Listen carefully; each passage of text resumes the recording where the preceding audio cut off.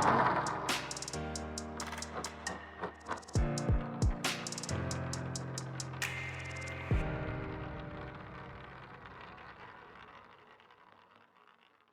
कहाँ की थी? इलास्टिक कोलिजन की।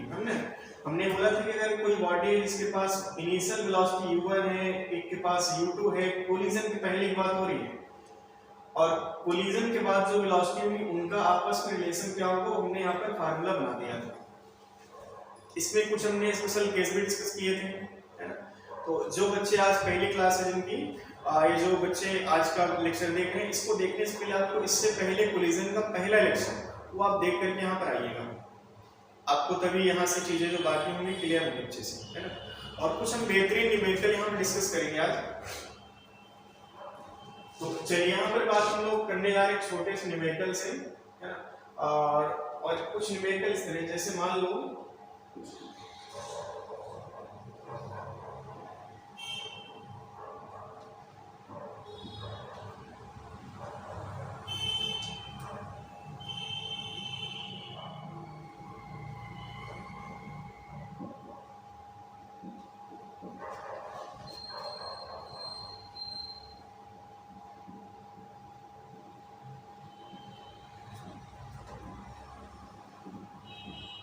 क्वेश्चन यहाँ पर ये है, initial velocity of this particle is m1, this particle is at rest, after collision this particle has velocity v1 and v2, है ना।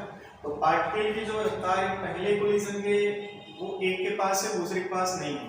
कोलिजन के बाद हुआ क्या कि जो पहले की रफ्तार वो v1 हो गई और दूसरे के पास जो कुछ भी नहीं था वो v2 में कन्वर्ट हो गया। अब क्वेश्चन यहाँ पर ये है,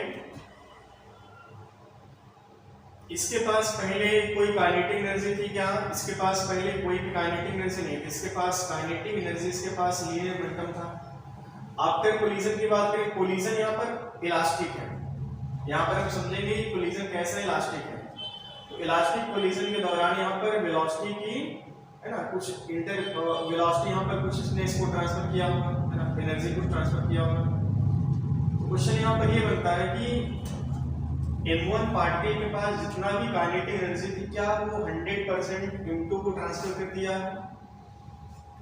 क्वेश्चन यहाँ पर ये है, fraction of kinetic energy transferred by the particle m1 to m2। बाकी फिगर हमने यहाँ पर बना दिया है। क्वेश्चन यहाँ पर ये, fraction of kinetic energy transferred by the particle m1 to m2, है ना। तो कुछ इसने ट्रांसफर किया, कुछ इसके पास बचा भी नहीं गया। तो पहला क्वेश्चन यहाँ पर ये हमारा, फ्रैक्शन ऑफ काइनेटिक एनर्जी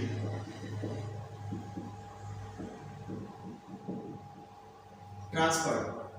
अगला क्वेश्चन इसे हम ये लिखेंगे, fraction of kinetic energy retained, fraction of kinetic energy retain.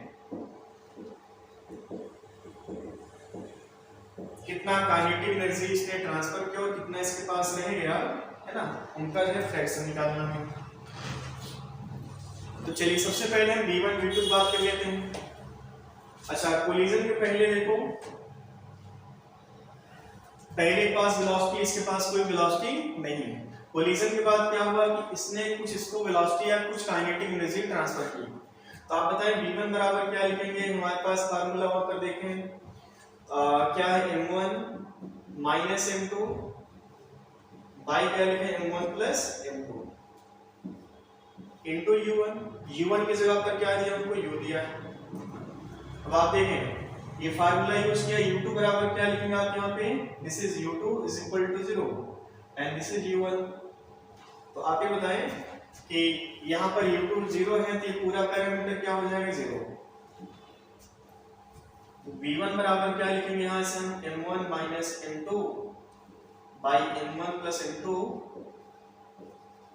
Into u1। ये निकल के आ गया हमारा v1। ऐसे आप v2 निकाल लीजिए। चलिए v2 हम यहाँ निकाल लेते हैं। v2 इक्वल टू कितना है देखो, अब इस बार देखिए ये पैरामीटर क्या हो जाएगा, 0।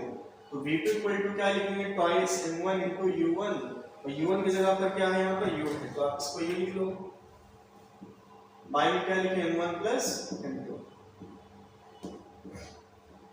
ये V1 V2 हमने फाइंड आउट कर लिया। सबसे पहला क्वेश्चन हमारा ये होता है, पहला स्टेप हमारा ये होता है इन क्वेश्चन करने के लिए कि सबसे पहले आपको निकालना है कि आफ्टर कोलिजन पार्टिकल की रफ्तार है कितनी, पार्टिकल की वेलोसिटी आफ्टर कोलिजन है कितनी, और उसको कैलकुलेट करने के लिए हमारे पास दो फार्मूले, इन फार्मूलों की मदद से आपने यहाँ पर V1 V2 कैलकुलेट कर लिया। अब क्वेश्चन यहाँ पर है हमारा fraction of kinetic energy transfer, transfer कितना किया होगा इसने बताओ। अगर इसके पास 100% था तो इस 100% से इतना ही तो ट्रांसफर किया है, बाकी इसके पास रह गया। तो fraction of kinetic energy transfer, पहला क्वेश्चन था हमारा fraction of kinetic energy transfer.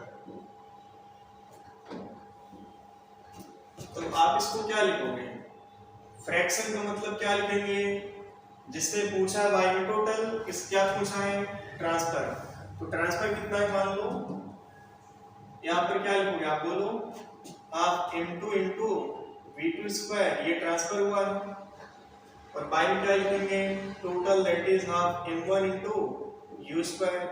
देखिए 1/2 खत्म हो गया। तो fraction of kinetic energy transfer कितना मिला हमको, V2 का पैरामीटर देखिए, V2 कितना हमने ढूंढा है, twice of m1 into u by m1 plus m2, है ना। तो क्या मिला m2, और V2 की जगह पर आप रखेंगे V2 का स्क्वायर करेंगे तो पूरा क्या हो जाएगा, स्क्वायर हो जाएगा। तो 4 टाइम्स ऑफ m1 का स्क्वायर इंटू u स्क्वायर। तो बाय में देखिए यहाँ पर क्या मिला आपके पास m1 इंटू u स्क्वायर, और बनेगा यहाँ पर m1 प्लस m2 का होल स्क्वायर। देखिए एक m1 कैंसिल आउट हो जाएगा, u स्क्वायर कैंसिल आउट हो जाएगा। तो फाइनल रिजल्ट क्या मिला हमको, 4 times of m1 into bye में क्या मिला m1 प्लस m2 का होल स्क्वायर, है ना। और ये वैसे भी दो एनर्जी का रेशियो है, तो यहाँ पर कोई यूनिट तो होना नहीं, तो ऊपर भी देखिए मास इंटू मास मतलब किलोग्राम स्क्वायर होगा, और बाय में क्या आपके पास किलोग्राम स्क्वायर। तो ये हमारा आंसर हो गया fraction of kinetic energy transfer. अगला क्वेश्चन है fraction of kinetic energy retained.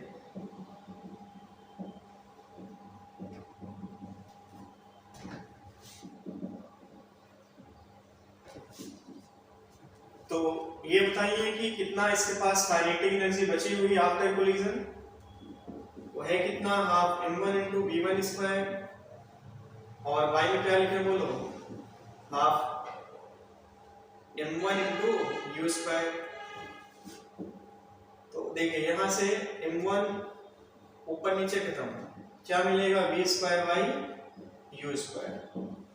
तो v की जगह पर क्या रखेंगे, सॉरी यहाँ पर v1 था तो v1 square by u square. v1 की जगह पर क्या हमारे पास है, ये वाला देखिए पूरा पैरामीटर v1 है, और इसका भी स्क्वायर हमने यहाँ पर करना है। तो क्या लिखना है बोलो, m1 minus m2 whole square by m1 plus m2 whole square, और ऊपर भी u स्क्वायर है और बाई में भी u स्क्वायर है, आपस में क्या हो गए, कैंसिल आउट हो गए। तो फाइनल आंसर क्या मिला हमें यहाँ पर, m1 minus m2 by m1 plus m2 इस पूरे का होल स्क्वायर। आई थिंक ये क्वेश्चन आपको अच्छे से क्लियर हुआ होगा, और इसमें कोई खास ज्यादा टफ नहीं थी चीजें, हमें बस एक फार्मूला याद रखना है, बिफोर कोलिजन कितना वेलोसिटी थे उनको गिवन होगा, आफ्टर कोलिजन कितना वेलोसिटी है उसके लिए आपको कैलकुलेशन करना पड़ा, और कैलकुलेशन करने के बाद हमने ये फार्मूले कैलकुलेट किए थे, है ना। पिछली क्लास याद रखें, उसमें हमने इनका प्रॉपर डेरिवेशन किया था, है ना। चलिए धन्यवाद।